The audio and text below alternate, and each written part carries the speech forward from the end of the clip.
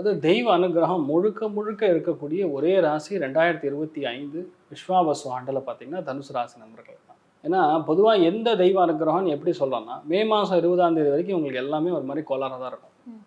கடன் வாங்குற மாதிரி வரும், பண தட்டுப்பாடுகள் நிறையா இருந்திருக்கும், இதெல்லாம் ஆல்ரெடி முடிஞ்சிருக்கும். மறுபடியும் சொல்லி சொல்லி உங்களை பயன்படுத்த வேண்டிய அவசியம் கிடையாது.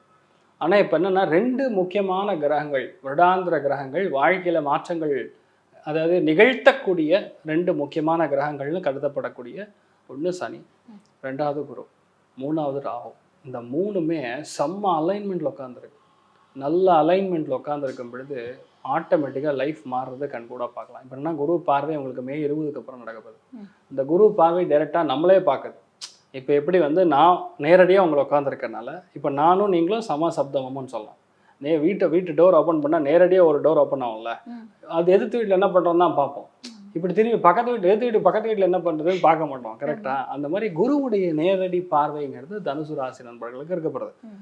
நிறைய பேர் அயல்நாட்டில் நிறுவனங்கள் தொடங்குவார்கள், அயல்நாட்டில் புது தொழில் ஆரம்பிப்பீங்க, அயல்நாட்டுக்கு குடிபெயரக்கூடிய வாய்ப்புகள் ஏற்படும், படிப்புக்காக வேற ஒரு ஊருக்கு போகிற மாதிரி வரும், முன்னோர்கள் சம்மந்தப்பட்டது அனுகிரகத்தினால உங்கள் வீட்டில் நடக்காத நிறைய நல்ல விஷயங்கள் நடக்கும்.